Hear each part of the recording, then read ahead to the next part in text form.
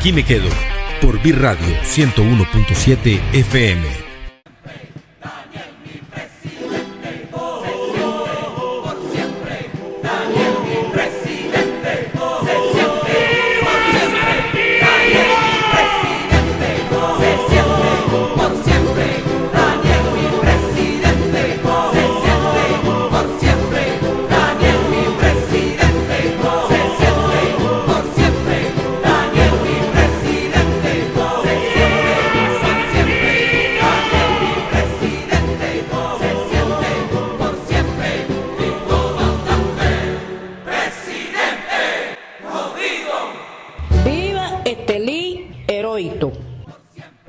Adelante, comandante, vamos a vencer, lo sabes. Adelante, militante, vamos con Daniel, lo saben. Adelante, comandante, vamos a vencer, lo sabes.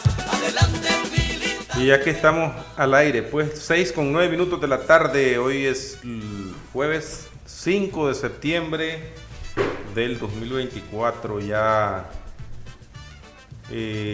iniciando pues mes de septiembre de 2024 aquí en Bir Radio 101.7 FM y en la 3 veces heroica. Ahí estamos conectados para que nos puedan compartir ahí en la página de Facebook. También tenemos número de teléfono aquí en la cabina para que escriban al WhatsApp 83 52 24 28 83 52 24 28. Ahí le hacían Niceto. Saludos, entonces ahí pueden escribir al WhatsApp o si no llamarnos al 2719-9647. 2719-9647 puedes sintonizarnos en línea o en online en la birradioestereo.com. birradioestereo.com. Ahí estamos y en Aquí me quedo, pues aquí me quedo y aquí nos quedamos todos. Y hoy estamos, como les anunciamos, vamos a hacer un homenaje a esa insurrección de septiembre de 1978 en Estelí. Y por eso tenemos aquí al compañero Rafael Raudes Rodríguez, comunicador de nacimiento, nato, y secretario político del Distrito 1 del municipio de Estelí. Entonces, primero, bueno, anunciarles el día lunes vamos a tener una actividad en la Plaza Parque Domingo Badea. Ahorita están instalando el árbol de la vida. Ustedes vieron ahí por ese lado del Estadio Independencia, en la Plaza Parque Domingo Badea. Están en la instalación del árbol de la vida, un árbol de la vida para Estelí, para que ilumine más Estelí. Y además, en conmemoración a la insurrección de septiembre del 78, vamos a tener una actividad cultural el día lunes a las 6 de la tarde. O sea, a las 6. Tener concierto, música revolucionaria, música alegre, música para que lleguen. Entonces, compañero, padre Rafael Raudes, primero quería hacer una referencia contextual, ¿verdad?, a los discursos del comandante Daniel. Estuvimos ahorita en la celebración y conmemoración del aniversario del Ejército, pero también él hizo una comparecencia en la que habló y exigió respeto a Luis Ignacio Lula da Silva y planteó su posición firme de Nicaragua a favor de la revolución bolivariana de Venezuela, las elecciones en que el compañero Nicolás Maduro quedó electo como presidente de Venezuela. ¿Qué opinión te merece esa situación, esa comparecencia del comandante cuando le llamó le exigió a Lula, pues? Bueno, yo creo que las expresiones del comandante Daniel allí fueron muy francas y directas, porque si hemos visto en este último discurso, en los últimos tiempos, el comandante se ha caracterizado por no estar manejando su discurso como de manera que no se entienda lo que dice, sino que lo habla de manera clara. Yo creo que lo que más llama la atención de esa posición de Lula es que está manejando un doble discurso, porque cuando él ganó las elecciones, el Bolsonaro habló de fraude y quiso una acción ahí que quiso tomarse unas instalaciones estatales, y Lula acudió al Poder Judicial para que resolver esa situación y para que incluso pidió que se castigara a los responsables de unos daños que se hicieron no sé, una de las instalaciones, no sé si era donde estaba el Consejo Electoral, pero hubo unas instalaciones dañadas por gente de Bolsonaro. Y ahí él exigió que el Poder Judicial actuara. Luego también tenemos que recordar que cuando a él lo echaron preso, uno de los países que más se solidarizó con Lula fue Nicaragua. Nicaragua fue claro en cuanto a respaldarlo, porque sabía que estaba injustamente preso por un caso de corrupción que le habían armado, que era falso, y que un juez de Brasil, Sergio Moro, pues había desconocido totalmente la ley para echarlo preso. Entonces Nicaragua fue uno de los defensores más activos, igual que Venezuela. Entonces esta posición de él, promoviendo incluso actitudes injerencistas con Venezuela, porque en una de sus intervenciones habló incluso de que se repitieran las elecciones, lo cual es un total, pues, algo descabellado, porque repetir las elecciones en Venezuela es prácticamente que el pueblo se vea envuelto en una guerra civil, porque lo que va a haber ahí es una confrontación. Esas elecciones son unas elecciones en Suiza o en Suecia, donde el ambiente está tranquilo. Es una elección en un lugar donde la ultraderecha se ha caracterizado por ser violenta. Y darle otro nuevo espacio para que se haga actividad callejera, etcétera, es promover muertos. Y yo creo que Lula debe estar consciente de eso. No es una cosa sencilla, pues se hagan nuevas elecciones. Nuevas elecciones en Venezuela prácticamente lo que está llamando es una guerra civil, y eso no es correcto que lo esté él diciendo, en primer y en segundo lugar, porque es una injerencia en Venezuela. No tiene por qué violentar la ley electoral el presidente Maduro ni las autoridades, cuando la ley electoral de Venezuela no establece que el Poder Electoral tenga que publicar actas. Lo que dice que publica son resultados, como se hace en muchos países. Incluso en Nicaragua lo que se publica son resultados, no son actas. En el mismo Brasil también son resultados, no son actas. Y se supone, ¿verdad?, que el que dice que hay fraude es el que debe llevar las pruebas para demostrarlo. Y la oposición de ultraderecha en Venezuela no se presentaron, no concurrieron a los llamados del Consejo ni del Tribunal, y entonces realmente están fuera de la ley. Y es llamativo, pues, que Lula haya tomado esa posición. Yo creo que el comandante hizo bien en reclamarle prácticamente, pues, además de que le hizo una alusión directa a él como presidente. El presidente Daniel fue electo por los votos, fue electo en unas elecciones, no fue a través de un golpe militar, fue electo, y sin embargo él se atrevió a llamarle dictador, dijo que había cambiado, que antes había sido guerrillero y que ahora era un dictador, lo cual es un irrespeto total, porque Daniel se lo dijo claro, que él ha sido ya 3 veces presidente, y ahí lo eligieron. Las leyes de su país le permiten que le elija, tiene que respetar a las leyes de los otros países. Creo que como ahorita lo que hay es una ofensiva internacional mundial de la ultraderecha, están en ofensiva precisamente porque como el sistema de potencia de los Estados Unidos y Europa está en declive, está en decadencia, entonces no les queda más que recurrir a lo más violento, lo más agresivo. Por eso se la ha comparado con el fascismo, que la esencia principal del fascismo es no solo hacer lucha política, sino que ellos hablan de exterminar al otro, al que no piensa como ellos, exterminarlo, como está pasando en Israel con Palestina. Y esas fuerzas son las que están ahorita en ofensiva en varios países europeos, en los mismos Estados Unidos y en el mismo América Latina, como el caso de Milei, un ultraderechista,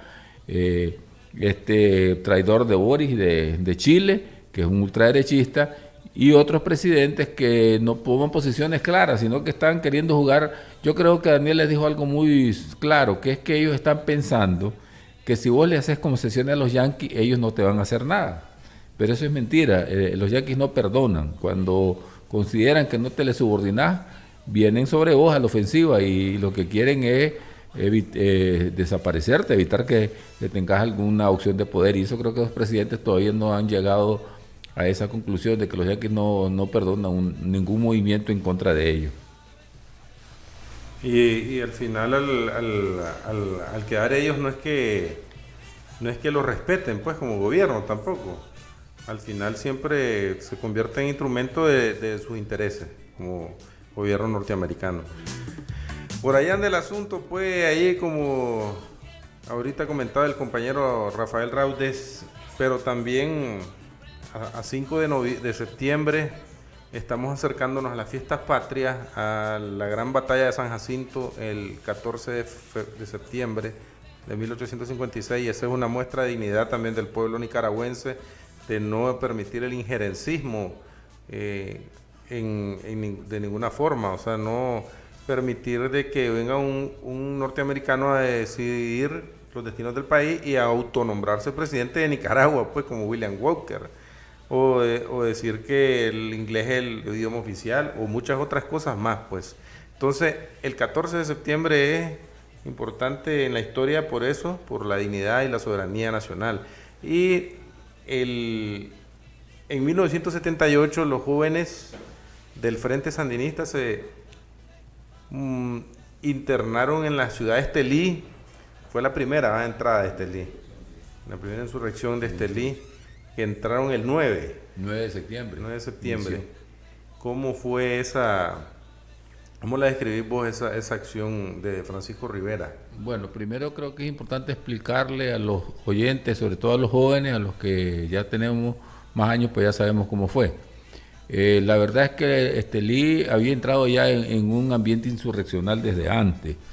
Es importante eso, porque quizás el pico pues de ese ambiente insurreccional se da en julio del 78, cuando matan a José Benito Escobar, que prácticamente la recuperación del cadáver de José Benito se convirtió en una lucha callejera, el pueblo exigiendo que entregaran el cadáver de José Benito, y todo eso provocó en el ambiente una actitud insurreccional de la población, especialmente de los jóvenes, de tal manera que ese ambiente ya se venía desatando desde meses anteriores. No fue algo que nació de la noche a la mañana, o sea que de repente. Por eso yo muchas veces le he hecho la diferencia a los jóvenes, sobre todo, la diferencia entre la insurrección de septiembre, que había un ambiente insurreccional, y lo que ocurrió en abril del 2018, que eso fue creado artificialmente, no fue producto de algo que se venía trabajando y que se entiende el ambiente insurreccional. En Estelí no, ya el ambiente insurreccional estaba bastante fuerte para septiembre del 78, y finalmente pues el Frente decidió que el 9 de septiembre era la fecha para hacer esta insurrección, que no solo fue en Estelí, también estaba Masaya, estaba León también insurreccionado, algunos sectores de Managua y unos sectores de Chinandega. O sea, era una acción que se pretendía pues que se desarrollara en todo el país. Estelí pues, fue una de las ciudades que tuvo una participación muy, muy importante, una insurrección popular, y como tuvo mucha participación de jóvenes que no habían tenido mayor experiencia militar, por eso es que el 9 de septiembre se bautizó, y ahora pues no se menciona, pero así se bautizó, como el Día del Combatiente Popular, porque era un combatiente sin mayor preparación, sin armamentos de pesados ni nada por el estilo, sino que era la conciencia y el deseo de derrocar a Somoza lo que lo movió. Y los compañeros pues que estaban dirigiendo esa insurrección saben pues que era un grupo de 20 compañeros los que realmente estaban entrenados y que tenían ya una cierta experiencia militar, que habían entrado al frente años atrás algunos, como Francisco Rivera, como Elías Noguera René, el segoviano también, parte de esos compañeros, Felipe Sáenz, Ramiro 14, entonces esos compañeros sí ya tenían cierta experiencia militar, pero el resto de la agrupación, de los jóvenes, eran jóvenes sin mayor experiencia, pero que, dada el nivel de represión que Somoza estaba desatando contra la juventud y contra toda la población, pues decidieron incorporarse a las barricadas y luchar contra Somoza con lo que tuvieran a mano. Yo quiero saludar a Coralia García Peralta, que dice que está ahí presente escuchando el programa con Carlitos Cruz. Saludos, Carlos Peolo. Saludos a Ada Soriano, a la compañera Adita Soriano. Saludos, chavalona. A Taylor Johnson, saludos de la Juventud Sandinista. Y Tatiana Moreno, saludos a todo ese equipo del Ministerio de la Familia. Y yo no sé qué hacen todavía, no son bromas, están trabajando todavía los compañeros allí en la delegación del Ministerio de la Familia. Saludos. Y también saludamos allá en Managua a Violeta Anfalia Blandón Uda, que nos está escuchando por ahí. Bueno, saludos a Coralia, que Never García, creo que es su tío, Never García, Joaquín, es parte de esa gente insurreccionada de septiembre, Asbel.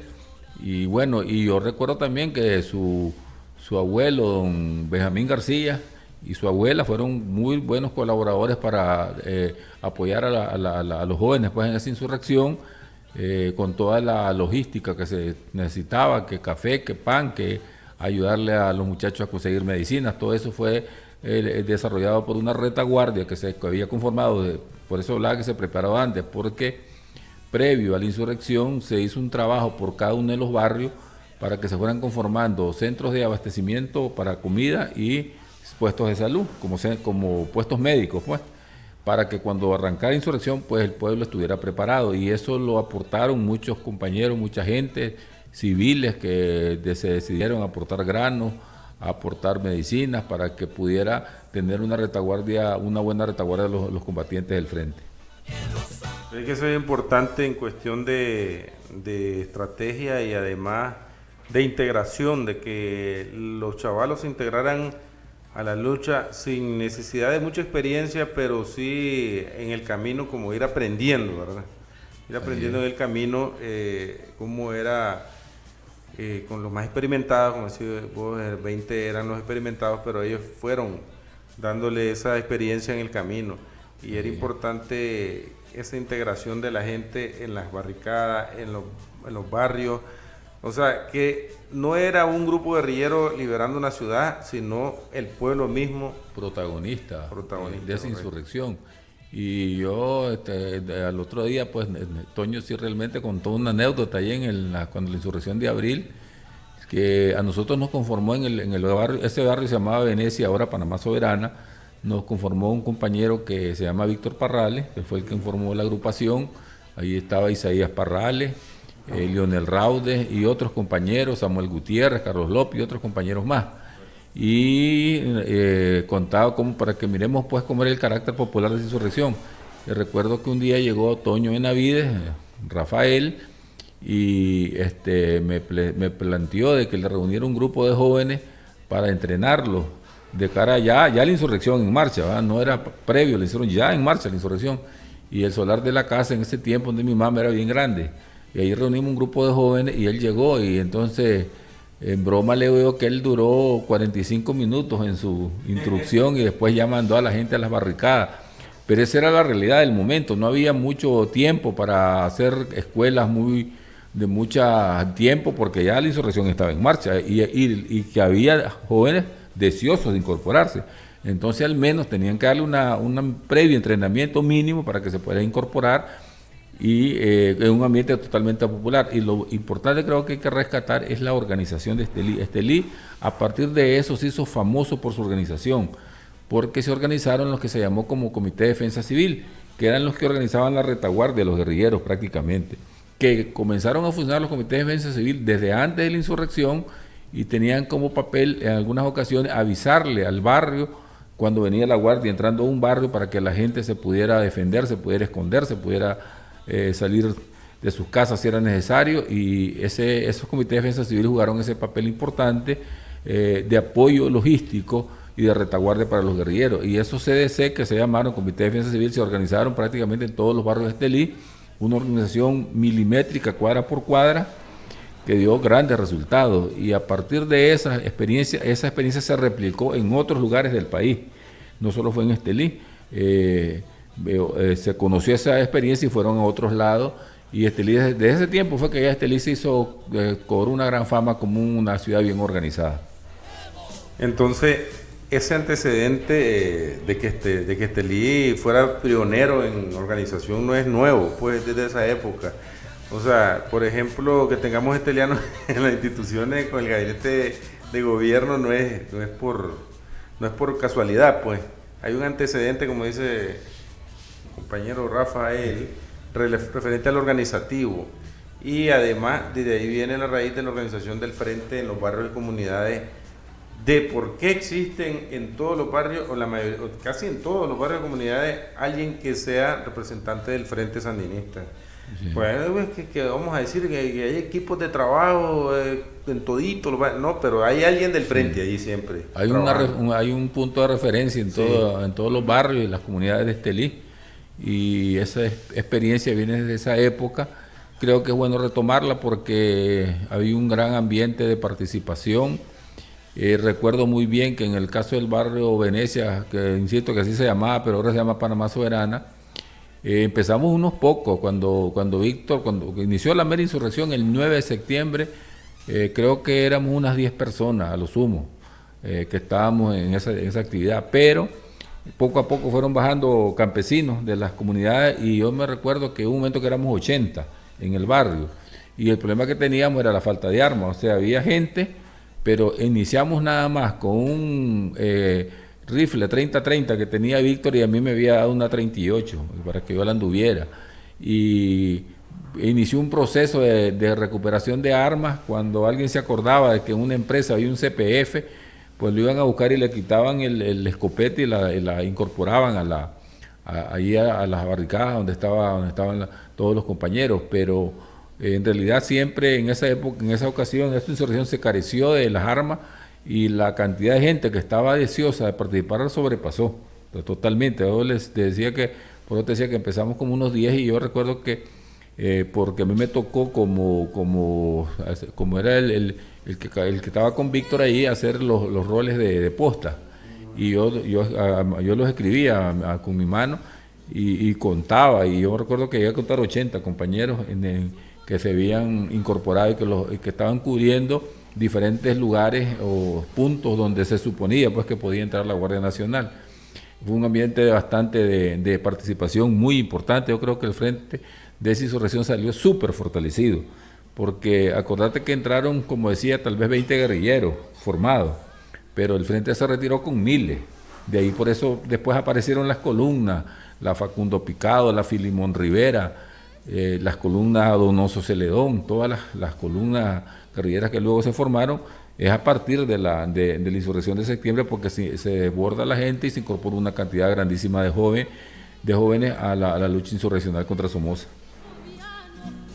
¿Cómo hacían para que esos chavalos tuvieran ese deseo de integrarse, tomando en cuenta de que ellos sabían que la Guardia tenía un armamento muy fuerte, mayor, tanque y muchos tipos de armas más sofisticadas, más sofisticadas que la de los guerrilleros, y más tomando en cuenta los recuperes que hacían ustedes? ¿Cómo hacían ustedes como chavalos para decir, yo me voy a empunchar ante estos que tienen más armas? Yo creo que eso tiene que darle el mérito a los primeros militantes del frente de Estelí, que aunque en ese tiempo no tenían mucho respaldo, poco a poco fueron haciendo un trabajo de hormiga y fueron captando jóvenes a la lucha.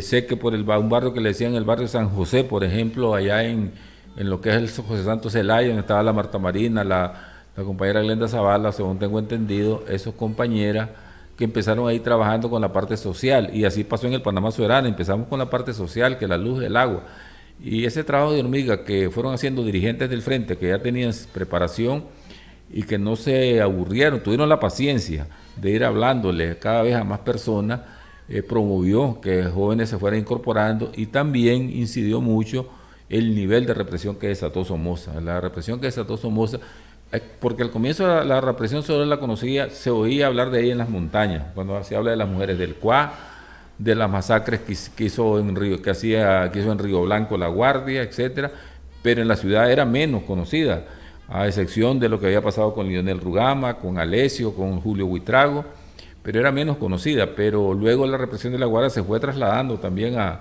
las ciudades, y eso provocó que los jóvenes, cuando hablo ahora con los jóvenes, les digo que la gran cualidad que tienen esos jóvenes no es que esos jóvenes no es que eran perfectos, en muchos de ellos incluso andaban en vicios, si vos querés, pero lograron en un momento dado encauzar toda esa energía, toda esa inconformidad que tenían con la sociedad de manera correcta para incorporarse al recubrimiento de la dictadura. Creo que ese es un mérito grande que tienen esos jóvenes, porque no, como digo, no es que eran jóvenes, todos jóvenes intachables, no, eran jóvenes normales, así como los jóvenes de ahora que les gustan las fiestas, les gusta el bacanal, pero en determinado momento cobraron conciencia de la importancia de su incorporación, de lo trascendental que era derrocar a Somoza para lograr la paz, porque Somoza no dejaba vivir en paz.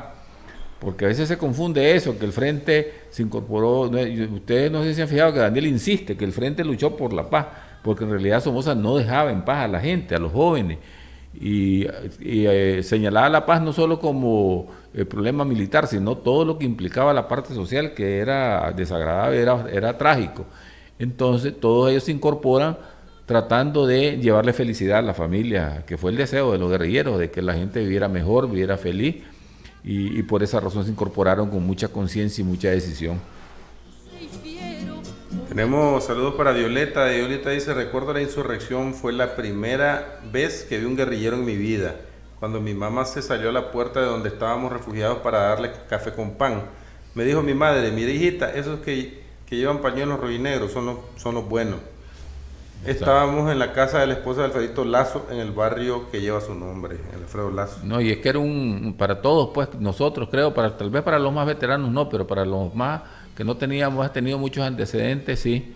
A mí, por ejemplo, sinceramente, pues a mí me llamó la atención ver la figura del Capi Rosales, de Antenor Rosales, el 8, con el pelo largo, un hombre joven, y toda la forma guerrillera de él, del segoviano, del mismo Felipe Sáenz, Ramiro 14. Era una cosa pues que en realidad te llamaba la atención. Y lo otro sorprendente era cuando vos mirabas a personas que vos no se te imaginaba que andaban en esa actividad, porque como ya se ha dicho, las organizaciones, los grupos eran independientes, todos para el frente, pero cada quien manejaba su información.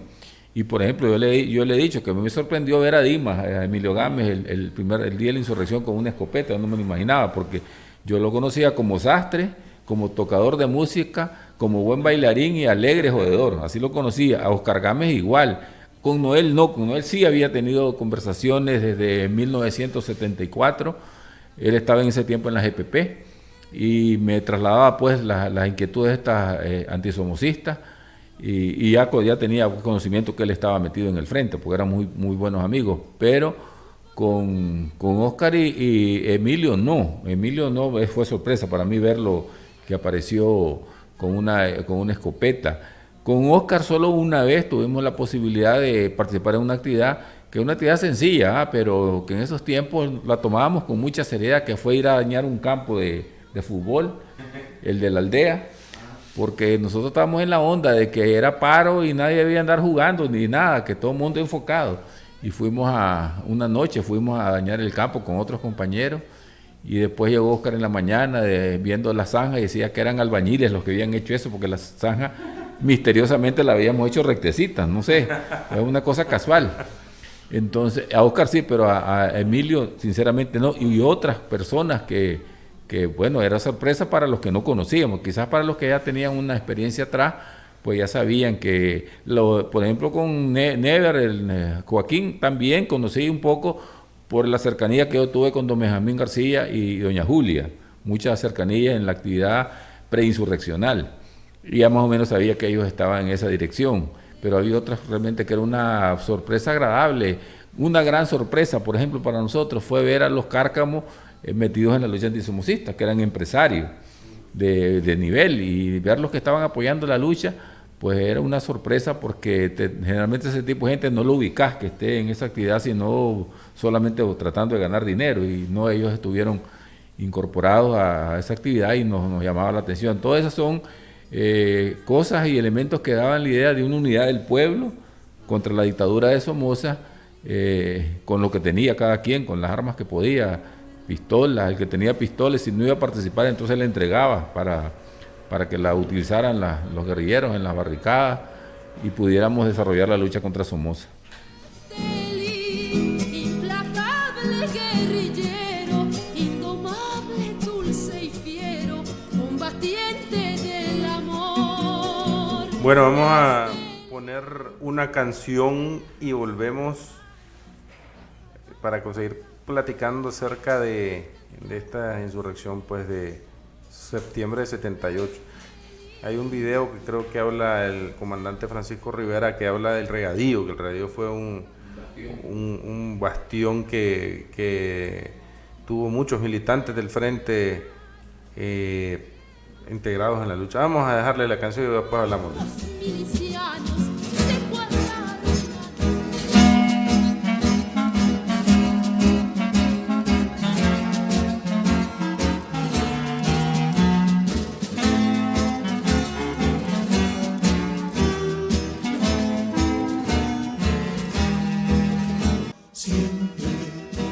siempre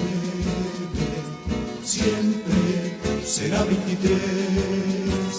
Siempre será muy heroico, avanzando siempre, sin retroceder. Ellos sembraron el sol, ellos sembraron amor, y hoy nosotros defendemos la vida, la cosecha encendida, la revolución. Siempre será 19, siempre será 23. Siempre será muy heroico, avanzando siempre, sin retroceder. Ellos sembraron el sol, ellos sembraron amor, y hoy nosotros defendemos la vida, la cosecha encendida, la revolución.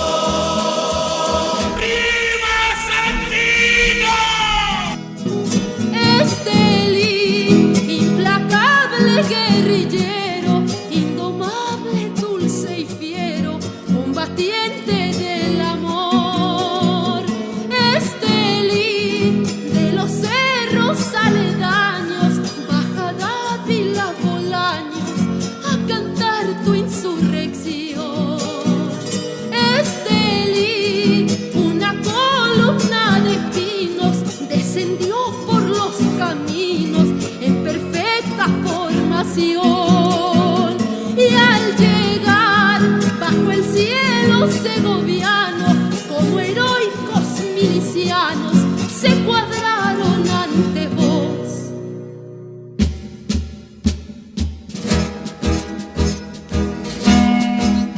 Bueno, seguimos las 6:42 de la tarde. Tenemos un mensaje del compañero José Iván Torres Pluma. Es un conocedor amplio, mucho más que yo de lo que fue la insurrección de septiembre.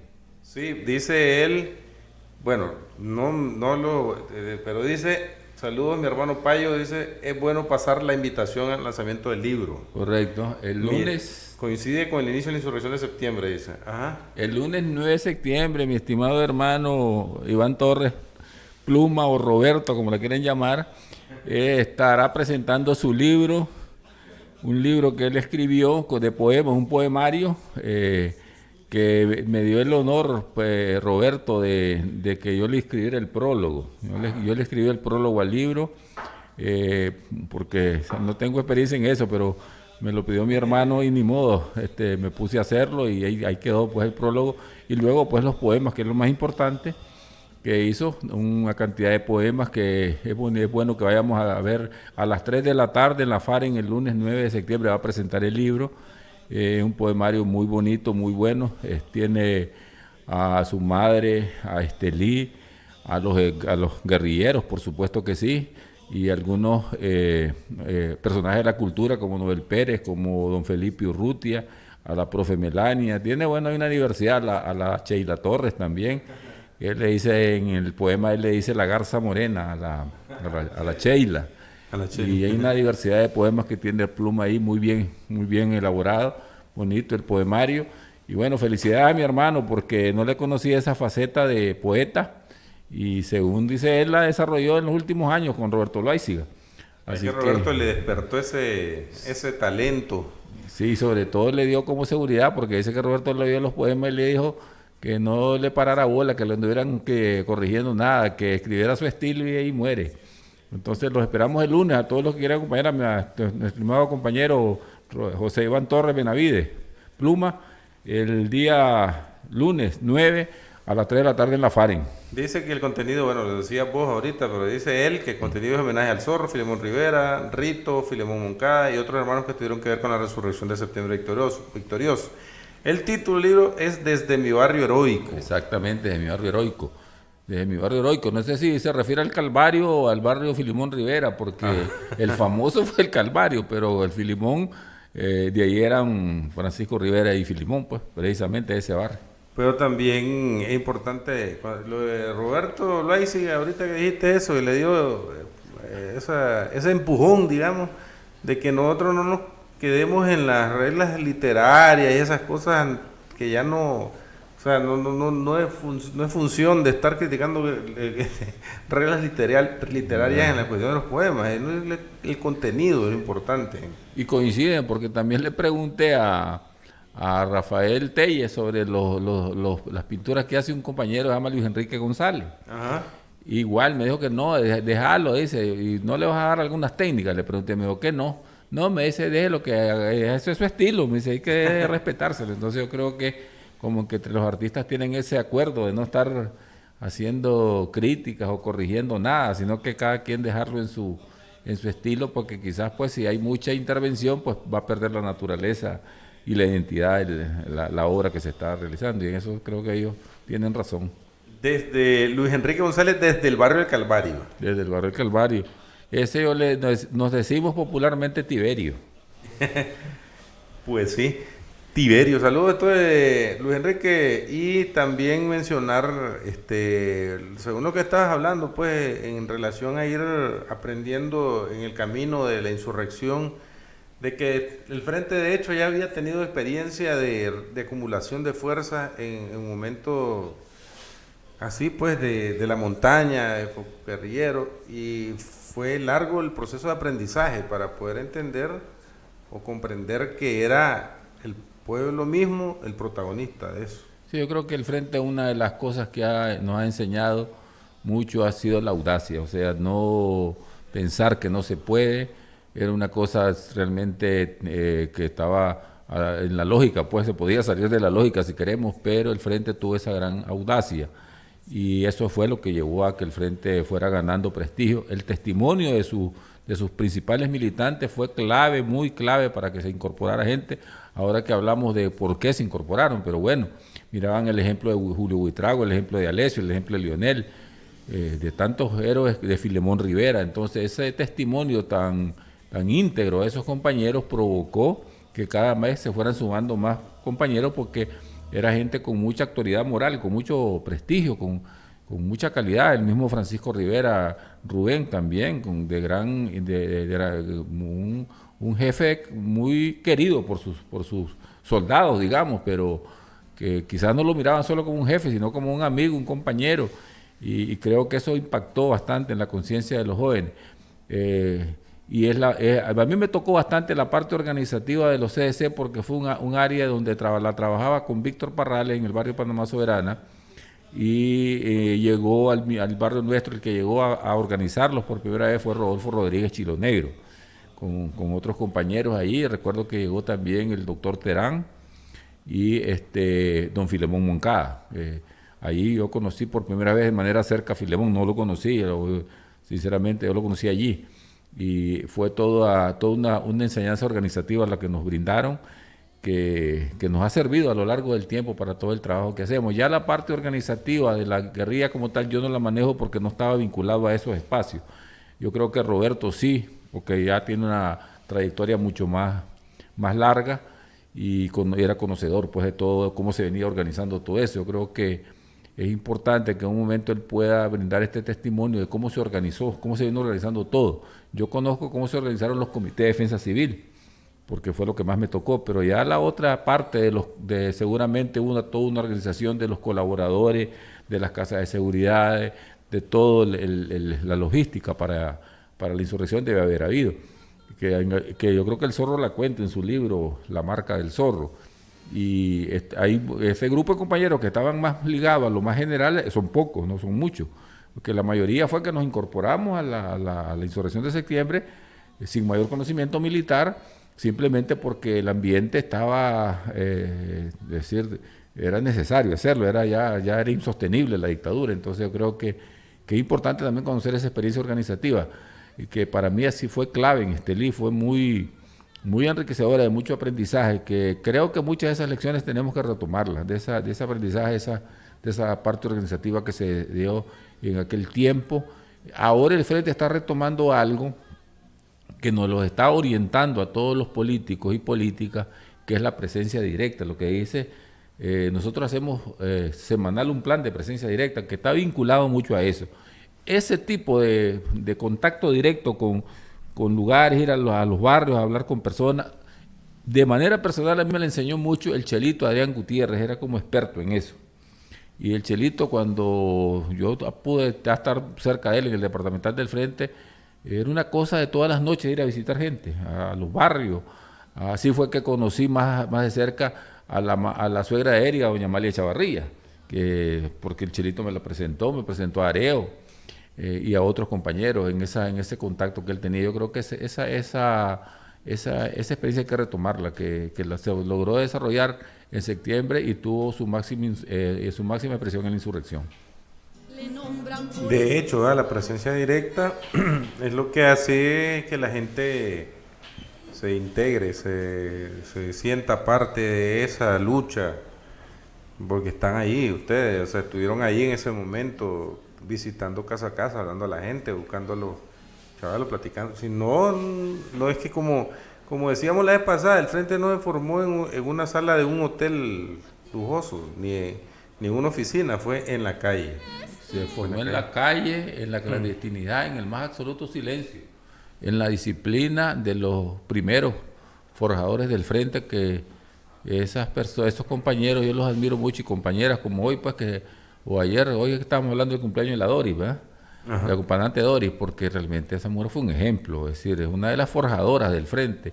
Son personas admirables que tomaron decisiones en los momentos que no era tan sencillo, pues, o no era sencillo, era una cosa riesgosa, y sin embargo tuvieron esa capacidad de, no sé, yo he oído a todos porque les presto atención cuando habla la comandante Doris, cuando hablaba, se llama el que estaba en el Parlacén que murió, el Jacinto Suárez, el mismo comandante.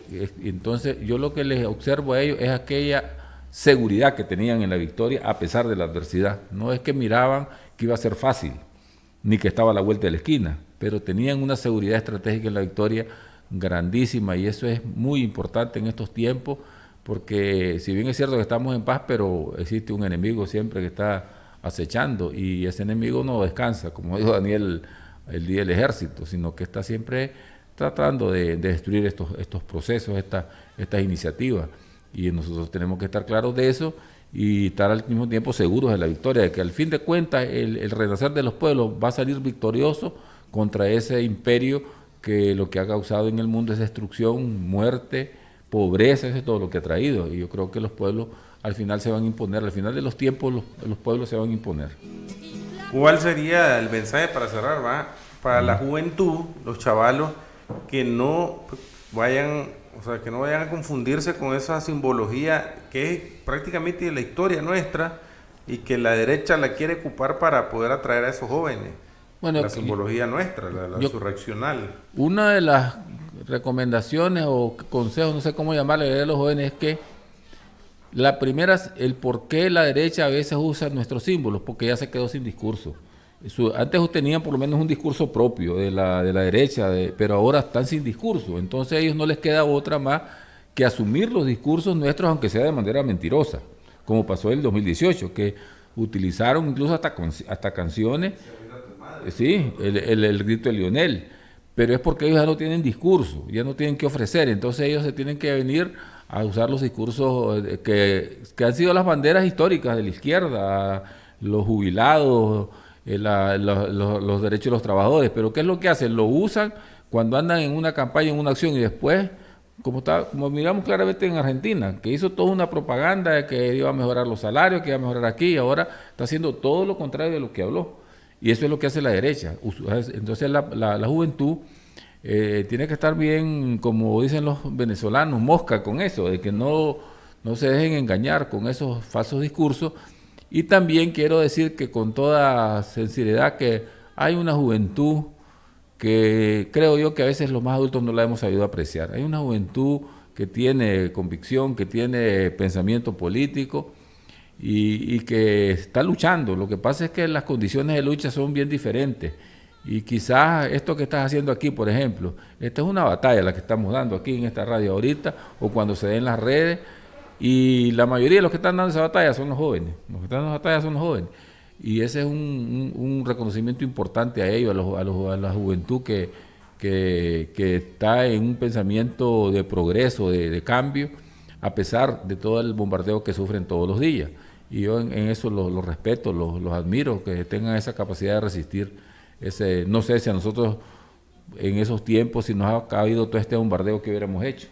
Nosotros no nos cayó, gracias a Dios, y pudimos ver claras las cosas. Ahora es más complicado, y los que se atreven, pues, que sigan trabajando, que sigan en esa lucha de todos los días, que al fin de cabo, la juventud es el principal elemento de cambio que tiene un país.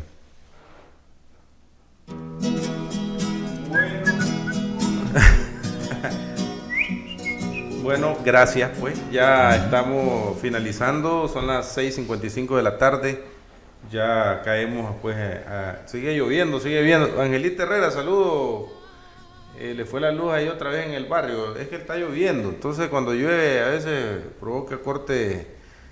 Uno de estos días se fue por un incendio que hubo ahí en una fábrica también, que fue bastante grande, y eso provocó que se fuera la energía, y esta vez menos que por la lluvia. Eso fue ayer. Últimamente, bueno, después de que ganamos las elecciones, pero últimamente siempre se va la luz, pero no se va por largo rato, se va media hora, una hora, o te avisan. Nos vamos a ir toda la noche, y generalmente la gente que está trabajando se trabaja de noche. Sí, no, y que las causales son diferentes. Ahora en que las causales de la idea de luz, cuando el periodo neoliberal era la insuficiente generación de energía y de distribución. Ajá. Y hoy lo que tenemos es una cantidad amplia de generación de energía y la red de distribución. Entonces lo que pasa a veces son fallas circunstanciales. Y por eso es que el efecto no es el impacto que tenía que dar 12 horas de apagones, porque es que no había distribución, no había generación de energía, entonces tenías que racionarla porque el Estado no invirtió en generación de energía. El Estado, ya Daniel, pues ya invirtió una cantidad grandísima y estamos más que autosuficientes ahorita en generación de energía. Casi el 99% de la gente ya. Con electrificación, y eso implica generar más energía, porque... Pero también anda buscando como comandante de potenciar la energía, energía renovable. Las correcto. Diferentes opciones, la eólica, la de los paneles solares, etcétera, a través del agua, hidráulica, porque en determinado momento el petróleo puede faltar y tenemos esas opciones. Dice la compañera Violeta Onfalia, me parece muy bonita la propuesta. Dice: Payito, tu programa debe darse la tarea de crear una secuencia de estos testimonios, hilarlos para darles la estructura que los une, para que quede como documental histórico. Pero yo lo estoy grabando, no creas, todos los tengo grabados yo. Y los he descargado. ¿Quién es Violeta? Violeta es la apellido. Onfalia Blandón, es la hija de Juan Alberto. Ah, correcto, es Blandón. Que es correcto. Sí, Juan Alberto, uno de los protagonistas de la insurrección de septiembre, con conocimientos ya más atrás, ya un militante más viejo. El seudónimo de la insurrección de septiembre era Ismael. Lo de Froilán viene hasta después de septiembre. En septiembre él era Ismael, Juan Alberto Blandón. Ahí es, pues. Violeta, saludos, gracias, un abrazo. Angelita Herrera se va y a veces se queda, aquí se queda, dice. Pero aquí nos quedamos todos, ¿sí, Angelita? No, hombre, ya va a venir la luz, supongo. ¿Y dónde no hay luz? Ella vive en el José Benito. Ah, ahí estamos en la misma zona, así que ahí es donde va la luz de primero. Nos vemos, pues, 2 minutos para las 7 de la noche. Aquí me quedo. A cantar tu insurrección. Una columna de espinos descendió por los caminos en perfecta formación. Y al llegar bajo el cielo segoviano, como heroicos milicianos, se cuadraron ante vos.